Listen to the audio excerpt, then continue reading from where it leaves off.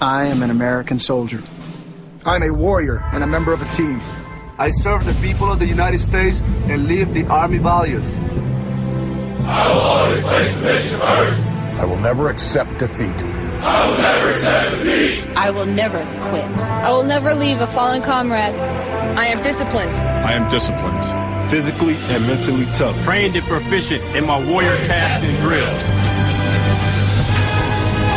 I always maintain my arms, my equipment, and myself. I'm an expert, and I'm a professional. I stand ready to deploy, engage, and destroy the enemies of the United States of America in close combat. I am a guardian of freedom and the American way of life.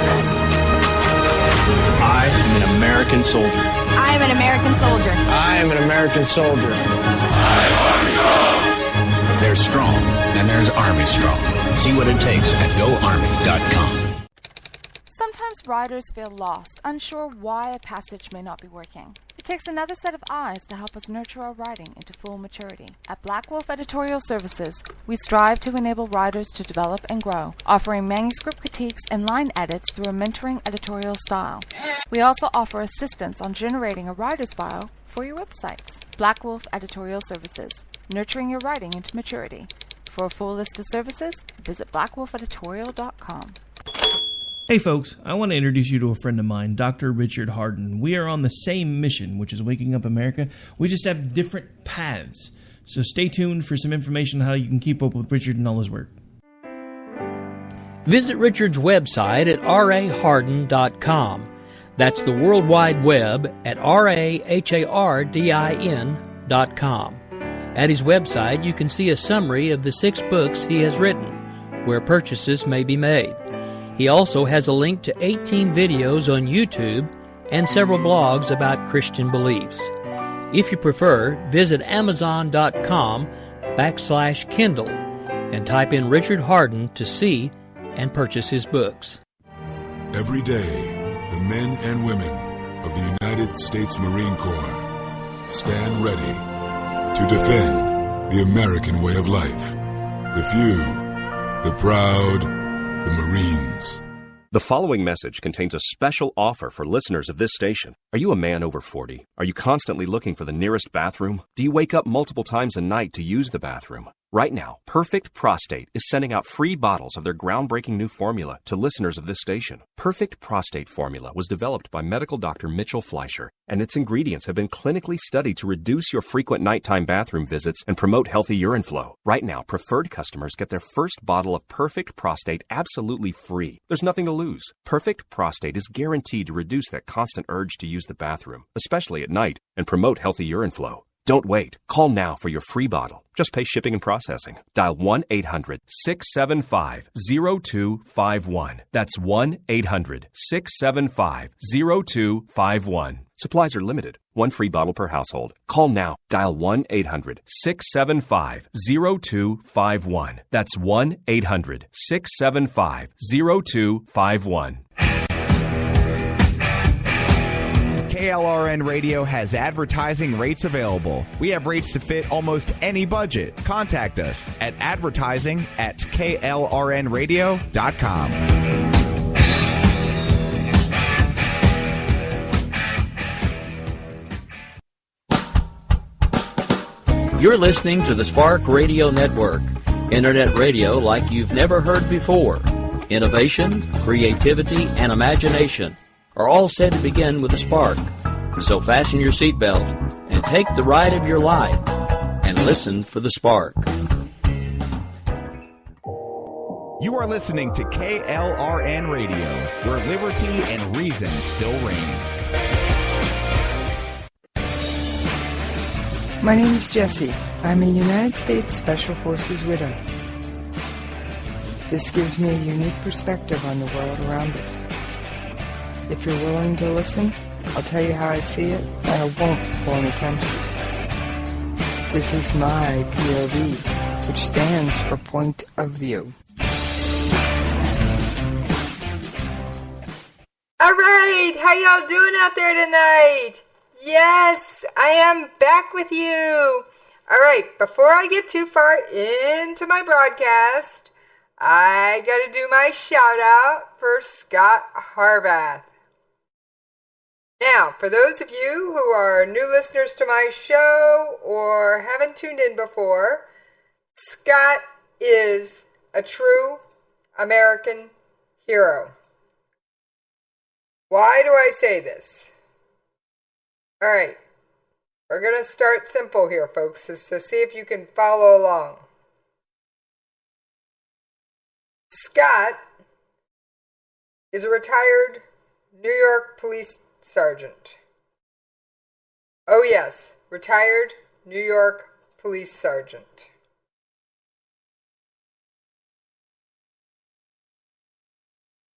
And he is battling stage 4 cancer, esophageal cancer. So, Scott, you got this. I know you can kick cancer in at 6 o'clock and get it on out of Dodge. 2017 is your year, my friend. It is your year.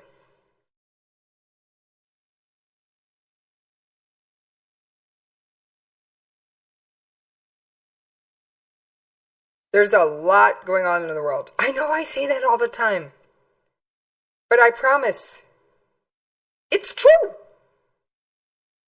It really is. It really, really is true.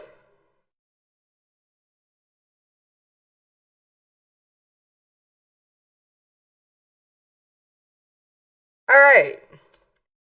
Sorry, I'm just taking care of 1 or 2 more last minute details. Well, hello, Mr. Frog.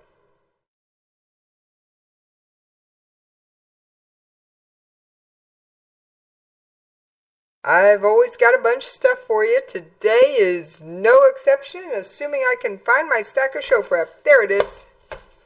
Not as thick as some other days, but there was an Operation Inherent Resolve update today, and, well, I usually, when those happen, I try and let the audio of the United States Armed Forces briefer, I forget his rank, Townsend was the last name, speak for me. All right. And on that note, we are going to start off in the Middle East. We're going to start off in Syria, because that's what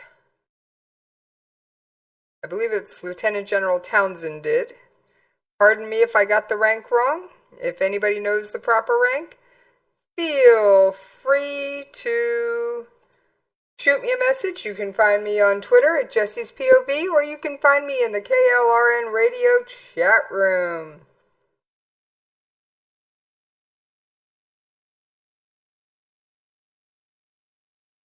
Alright, and I was just joined in the chat room by one of my favorite recurring guest experts, Justin Kinney. Cool. Good to have you on there, Justin. Yes, I did notice you. Alright, so, since I believe it's Lieutenant General Townsend started off in Raqqa, or in Syria, that's where we're going to start off. Give me just a moment to get the first audio file loaded. Got a few of them here.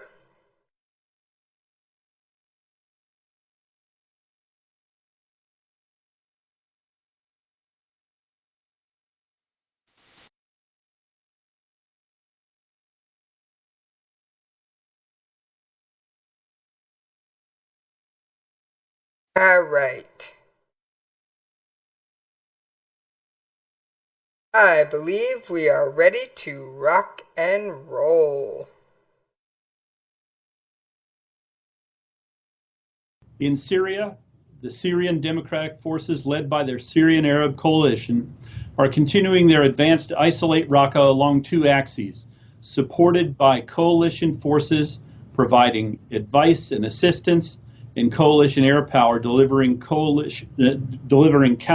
strikes to Raqqa's north and west. All right. right, so they have been working with the Syrian Defense Forces. And let's take a listen, because evidently there's a dam in play. And no, not that kind of dam. I'm talking about the kind that holds back water, people. Come on, get your mind out of the gutter. No, really, get your mind out of the gutter. All right, let's take a look. Listen to this. Since this current phase began on December 9th, the SDF have liberated more than 500 square miles of Syrian land, home to tens of thousands of people who have been brutalized by ISIL's rule. Coalition airstrikes removed a significant number of ISIL fighters, more than 70 vehicles and 200 fortifications from the battlefield. This degrades ISIL's ability to maneuver and defend the occupied cities. Of these strikes, more than 100 have taken place in the vicinity of Tabqa Dam, killing many ISIL fighters, including Abu Jandal al-Kuwaiti. As you know, Kuwaiti, a prominent foreign fighter and leader, had been sent to improve ISIL's control in the region in the face of SDF's advance. Recovering the Tabqa Dam from ISIL will result in return Syria's largest dam to the Syrians, further allowing them to reclaim their homes and their liberty. All right, so we got the dam back, which sounds like a very good thing, and I'd have to agree with the general here. All right.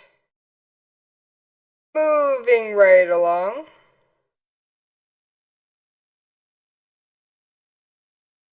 I've got some more audio for you on these updates. Like I said, I try and bring you as much source material so you don't have to take my word for it. You can take theirs as I can.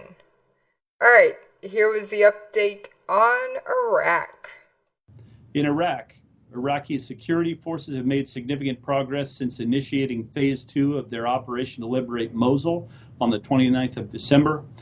For Phase 2, Iraqi forces synchronized simultaneous attacks from 3 axes into the city, with elements of the Iraqi Counterterrorism Service, the Iraqi Army, and the Iraqi Federal Police conducting the operation. What we're finding is that the synchronized attacks present the enemy with more problems than they can solve, and the Iraqi security forces are making progress with the continued benefit of coalition strikes and advisors. All right, so they are making progress. Now, you know, I do try and bring you as much up-to-date stuff as I can. And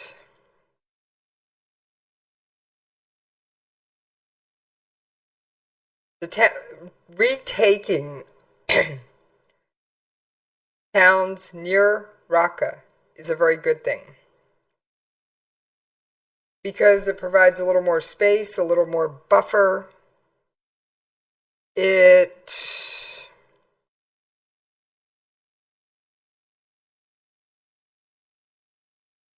gives us a little breathing room. Now, there is some news that I just picked up out of Canada. An Ontario family has learned that their 24-year-old son, who they thought was teaching English overseas, has been killed in Syria while fighting against Daesh. Lorenzo Tasson was fighting alongside Kurdish forces when he was killed in the city of Raqqa on December 21st.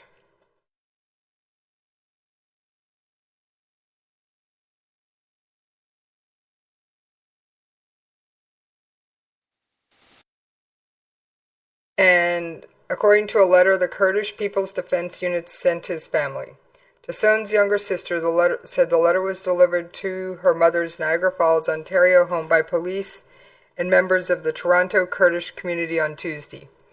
It was a bomb drop. We weren't too sure what really to do. There was a lot of tears. The letter did not contain specific details of her brother's death, but did say his body had been taken by Daesh militants. Narazano Tasson grew up in Keswick, Ontario, but had been living in Edmonton earlier last year and was working as a security guard. In June, he decided to leave Canada, telling the family he was headed to Iraq and Turkey to teach English. We didn't have full knowledge of what he was doing. They suspected he was going to fight because that's what he had always wanted to do. Tasson's sister and mother last saw him at Toronto's Pearson Airport before he left. Once he was in the Middle East, he only had intermittent internet access, but used to send his mother the occasional Facebook message to let her know he was fine. In early July, he posted a message saying the internet will cut out soon, so if I disappear again, don't worry. Just a few days later, he posted still alive. Tasson had been interested in the military. From a young age, he tried to join the Canadian Forces, but had a chest condition. His application was denied. We need to bring him home. The global affair, the family's now hoping the Canadian government can help recover his body so it can be brought back to Ontario for a proper funeral. His sister said we need to bring him home. A global affairs spokeswoman said Canadians who travel to Syria and Iraq do so at their own personal risk. Due to the unpredictable security situation, the government of Canada's ability to provide consular assistance in all parts of Iraq and Syria is severely limited. That being said, we will do our best to assist the family through this difficult time. Remember, folks, it's not just necessarily military members that are out there fighting. And I know a number of former military who have gone over there. All right, let's continue. The axes are beginning to converge as the Iraqis make progress toward the Tigris.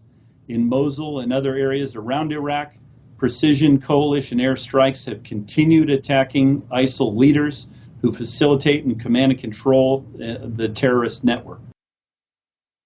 All right. Now, we're getting to some of these shifting pieces. And I can't wait to play my favorite audio clip of the day. It was all I could do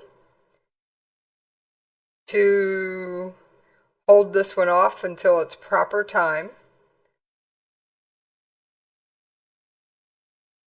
All right, I'm going to get to it now. Forget it. The enemy was trying to accuse the coalition of attacking near a protected site. However, they neglected to notice that their own propaganda video confirms the presence of the recoilless rifles that we observed them firing at the ISF. As you recall, the coalition has heavily targeted the ISIL propaganda machine. This is what happens when the enemy relies on less capable people as their subject matter experts are eliminated. All right, so Daesh's own propaganda proves the U.S. was right to attack near the protected site. Yes, Daesh's own propaganda proves it was right.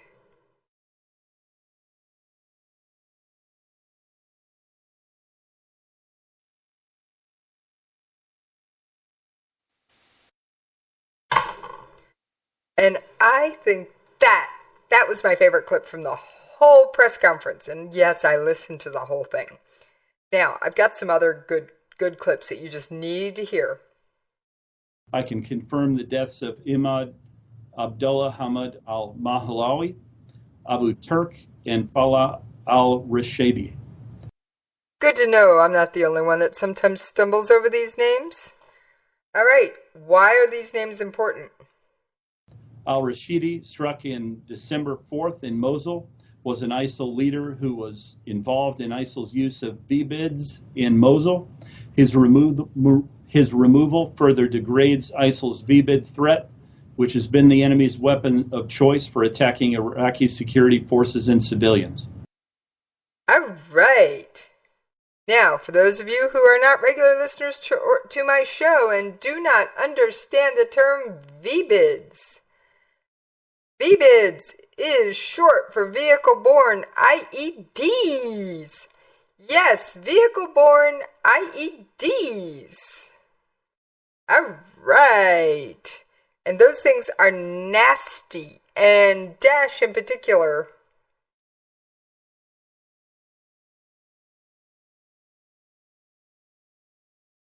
Dash, in particular,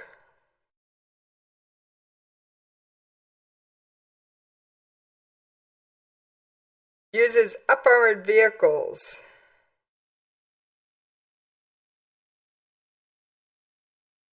to conduct VBIT attacks.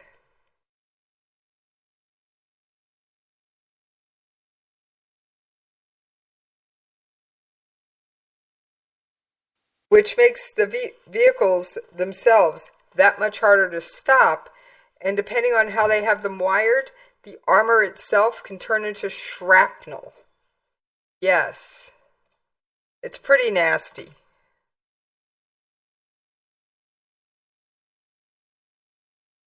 It's pretty nasty stuff.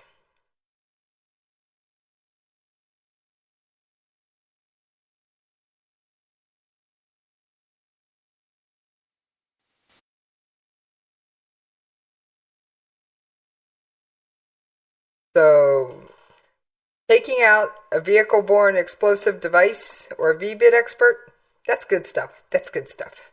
All right, here's the second death. Al-Mahlawi, struck December 21st in Al-Qaim, was a legacy Al-Qaeda Iraq member serving as an ISIL leader in Al-Qaim. His removal will disrupt ISIL's ability to conduct operations along the Euphrates River Valley. This is significant because as ISIL continues to lose population centers, they want to transition towards spoiler attacks in the outlying areas of Iraq and Syria. The loss of Mahlawi degrades ISIL's ability to make that transition. Hello, and let's say goodbye to Mr. Frog. And anything that degrades Dash's ability to expand or do what it wants, that's a good thing in my book. Come on, folks. All right, here's the third death. Abu Turk, struck on December 4th in Sharqat, was an ISIL financial facilitator in Kanfusa, Iraq, who had connections to ISIL leaders and facilitated funds to the group. He was killed by an airstrike while fighting from the rooftop position in Sharqat, where he and several other fighters were moving a heavy weapon to fire upon partner forces. His removal increases pressure on the ISIL financial network, which is already severely disrupted by several hundred strikes on oil infrastructure and bulk cash sites. All right. Hey, we've already knocked out a number of their wells that they were using. We certainly don't pay ransom for hostages. I know some countries do. But I'm kind of glad we don't. So, like I said, it's one of those things. There's a lot going on.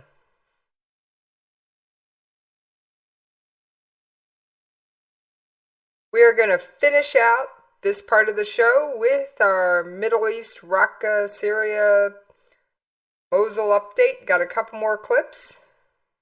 Oh yeah, you don't think I didn't get more than a minute out of an hour-long press conference, especially one as good as this?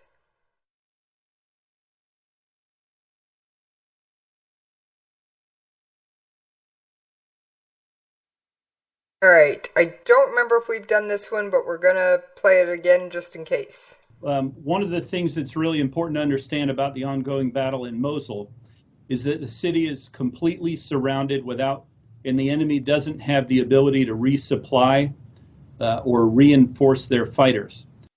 Now that's a good thing. We don't want them to have an ability to resupply, reinforce, move people in, move people out. No offense, that's a good thing. It means a couple things here, folks. It means what they have is what they have. Number two, it also means they can't take any of the civilians that are in that city out and move them to Raqqa. Means they're stuck with what they've got. Does that mean they won't use human hostages as shields, civilians as shields? No, we've seen it time and time again. All right, let's continue. They're increasingly isolated on the eastern side of the city because of the damage that's been done to the bridges that are there. So they don't have the ability to bring over resources or fighters from the west. And what that means is that as their resources dwindle, and to be clear, there's been a lot of discussion about the losses that Iraqis are taking. The enemy is taking an order of magnitude greater. They don't have the ability to resupply or reinforce those fighters. So as the Iraqis move along 3 different axes, they don't have the resources to defend all 3. So what they're having to do is make hard choices to defend one or another, or defend each of them more weakly. And what happens then is the Iraqis are able to move more decisively against them. All right. Now that's they may not have the forces to defend all 3, but they are doing their best and they are making progress. Now, granted, we are over there, quote unquote, advising and assisting.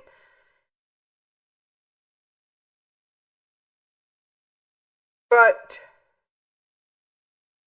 what can I say? It's better than us having to have all the boots on the ground.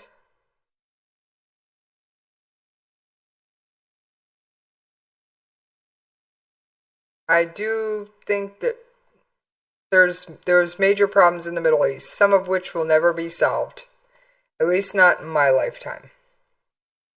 But we can all hope for better.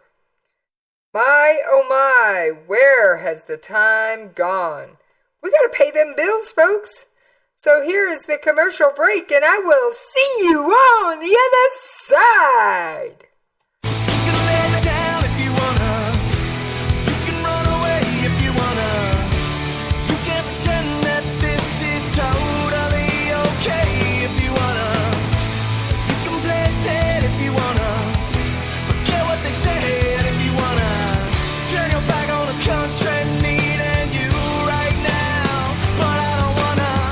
In these uncertain economic times, you've got to do whatever you can to save money. One of our biggest expenses can be our cars, especially when unexpected repair bills hit. Not anymore. If you own a vehicle with less than 130,000 miles, is less than 12 years old, has a warranty about to expire, or even no warranty at all, you could stop paying for car repairs. Roadside assistance, towing, and rental coverage are all included. Don't wait for the next repair. Make one free call right now to see if you qualify. If your vehicle is less than 12 years old, has less than 130,000 miles, even if it's out of warranty, paying for car repairs can become a thing of the past. Call us right now and get your car protected before your next repair bill hits. Get protection and no more repair bills. Call 800-696-1030. Again, 800-696-1030. That's 800-696-1030.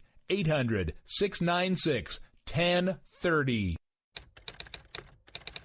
All writers are prone to becoming so attached to our characters and stories that we struggle to see why a passage may not be working.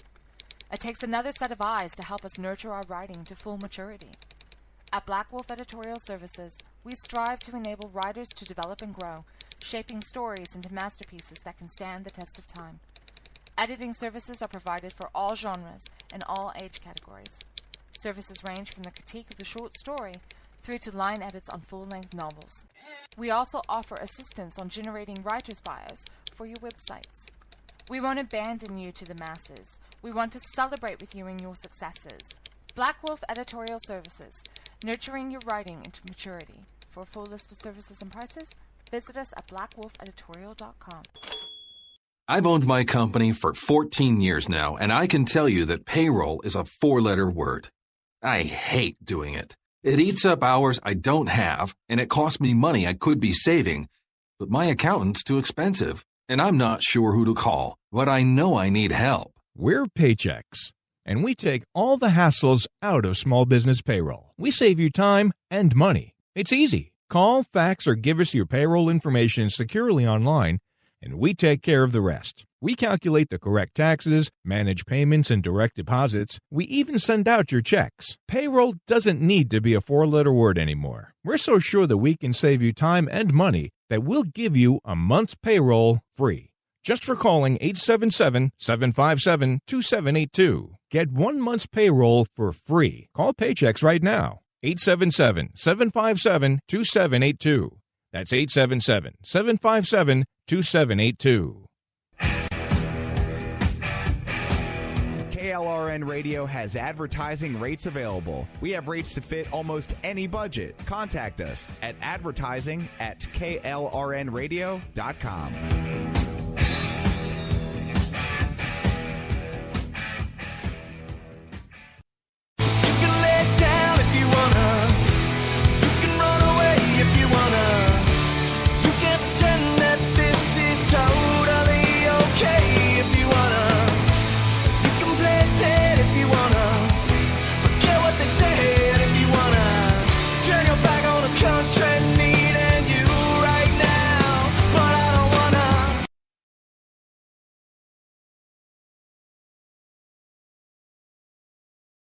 All right, it might help if I could hit the right buttons tonight, folks. Right, Host Kitty? Yep, he even agrees. It would help my life if I could hit the right buttons. All right, we're going to talk about Turkey. I have seen the reporting on that event where we had forces in air support to the Turkish forces that were there. This was a show of force that was conducted at the request of the Turkish forces that were operating on the ground. And we do expect that there will be some ongoing support to Turkish operations in and around Al-Bab. All right, so now that was just a show of force. They didn't drop any munitions.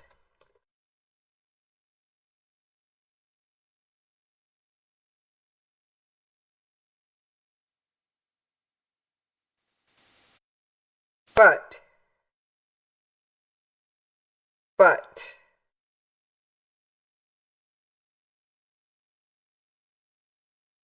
it was important to know that they actually did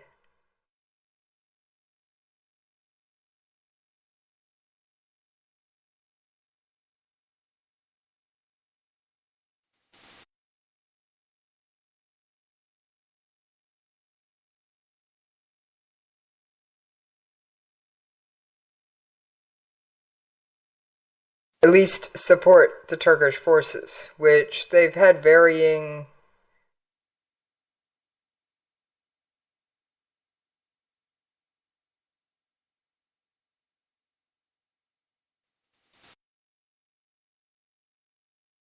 degree of support and interaction with. And let's talk Turkey. And no, I'm not talking the thing you eat at Thanksgiving, folks.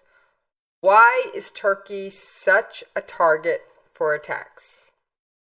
All right, we've had the international airport bombed, an ambassador assassinated on live television, a nightclub massacre, an attempted coup. Yeah, it's not an unfamiliar position for the country, but there are new threats and long-standing reasons that Turkey is in the crossfire, or at least in the crosshairs of, quote, terrorists. Turkey is becoming more entangled in Syria. As Turkey becomes more involved in the implosion of Syria, we're seeing the instability and over the border crossing, and that impacts security. Any country who cannot secure its own borders, is it really a country?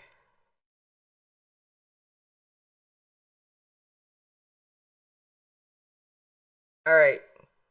Turkey had left Daesh alone, and Daesh left Turkey alone largely in terms of attacks, though fighters and supplies were routed through the country. By the time Turkey decided to get involved, Daesh had established many more footholds and supporters. So then Turkey said, okay, we're going to get involved.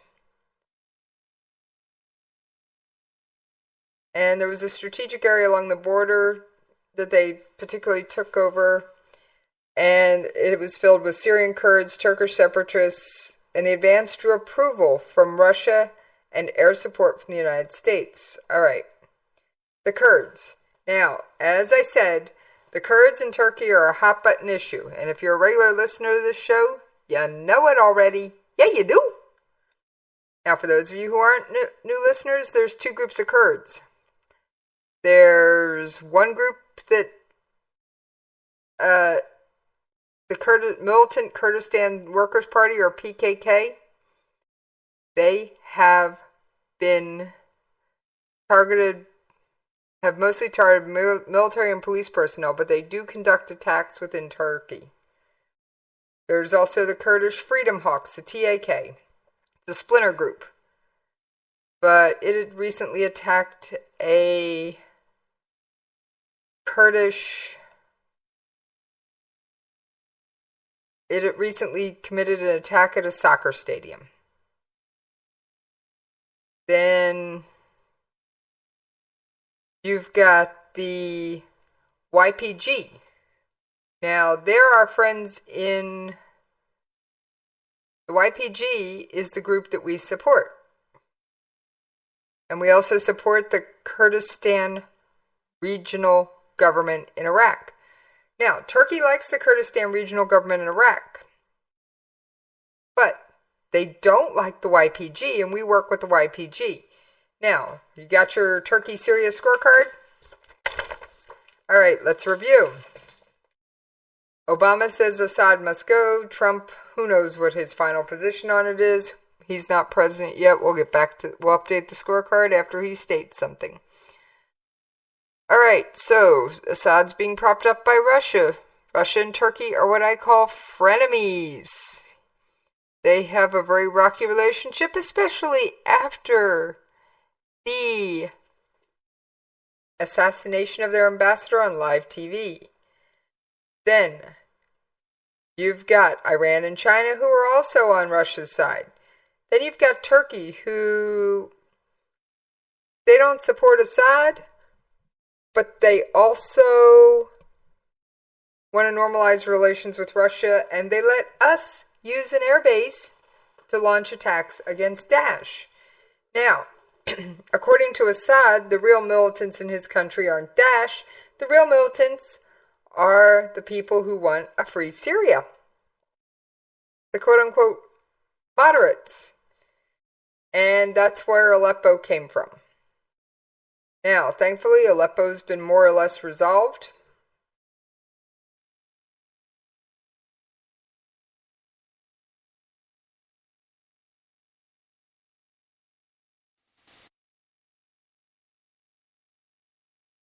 All right.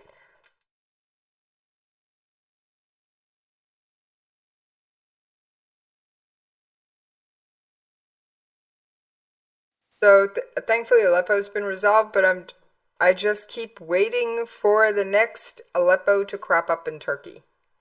Let's continue on our lesson on Turkey tonight. Political and social culture is abrasive, fragmented, and it's divided along ethnic, sectarian, and ideological lines. It's created an environment where violent incidents are popular and happen often.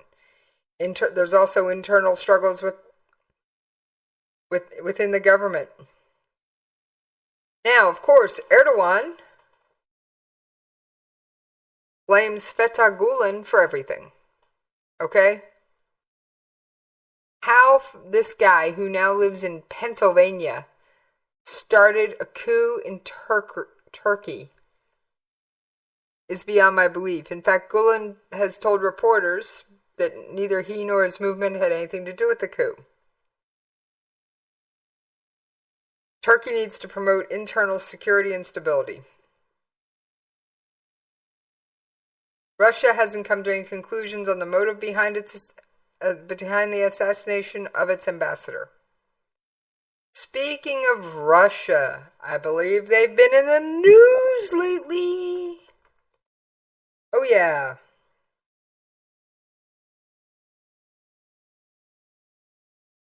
Russian warships visit the Philippines. Oh yeah. So, let's see what they were up to. There were differing reports in Russian media, but the Russian destroyer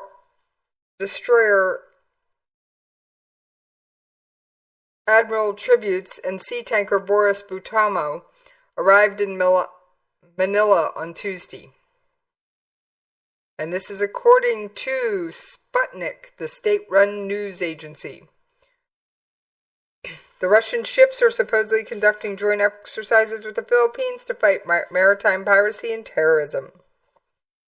Now, if you recall, Philippines President Duterte, he's often outspoken. Sometimes I can't even play his audio clips on air because, well, he gets a little bit rude, crude, and socially unacceptable in some of those.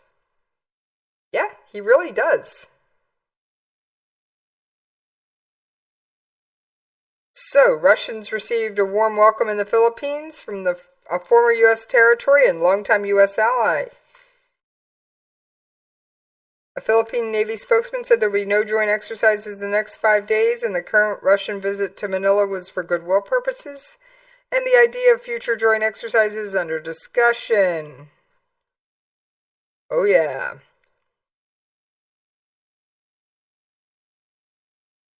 And a snap exercise between Russian and Philippine navies is unlikely because Russian Navy uses a unique signaling system which makes communication difficult with other navies when operating in the close proximity needing in exercises. Maneuvering naval ships in close proximity without proper communication can cause disaster. Now, the relations have been strained because of Duterte. Duterte has supposedly taken out numerous people over many things and tried to rid his country of drugs. While that is a good thing to be doing, I gotta question his methods. He has supposedly done extrajudicial executions. Basically, some of his police and other goon squads, for lack of a term, have acted as judge, jury, and executioner. Now, Malakov said Russia would look to increase involvement in the South China Sea, where islands and shoals are subject to competing claims. As we all know, if you're a regular listener to the show, you already know South China Sea is very disputed territory. China says, mine, mine, mine, all mine, mine, mine, mine. Philippines, Taiwan, and other Philippines, Malaysia, Vietnam, and Brunei, not Taiwan is not part of this, all say, no, not all you. So, there was a ruling from the International Arbitration Court several months ago, and China said, we don't care what you say, court, it's ours. Just as a refresher, China has gone so far as to dredge up sand and dirt from the bottom of the ocean and make islands, basically build onto a rock that was already in the middle of the ocean and call it an island. And then they've taken this a step further. They've militarized those islands. They've put landing strips for aircraft and all kinds of other stuff right on it, which goes against a lot of things. All right, I'm going to end my show early, so I've got one last article. Actually, yeah, one. Hitler's Mein Kampf, a critical edition, is a bestseller in Germany. Now, this is not the original Mein Kampf. It contains about 3,500 annotations by a team of scholars and historians.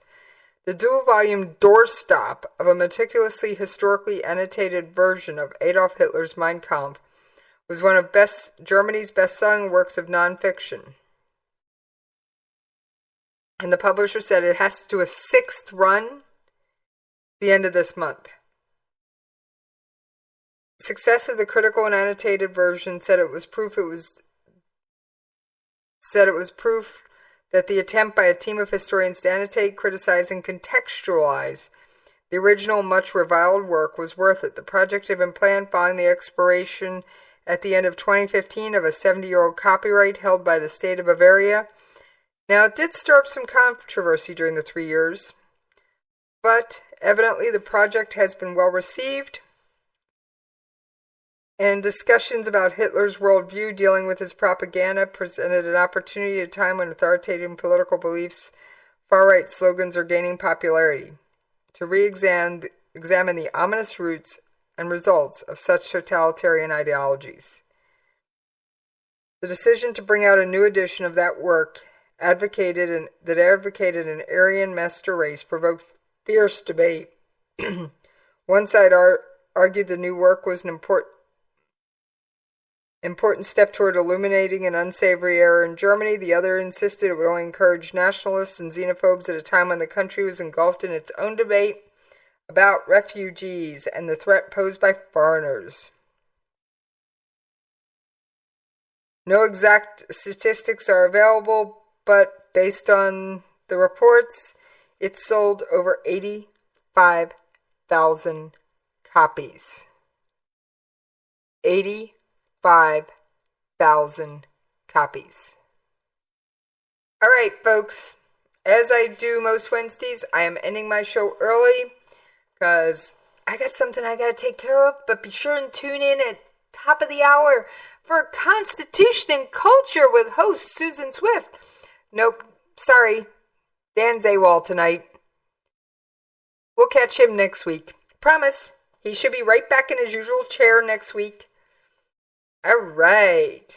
And on that note, folks, when I'm not on the air with you, you can catch me on Twitter at Jessie's POV. And on that note, I'm out of here!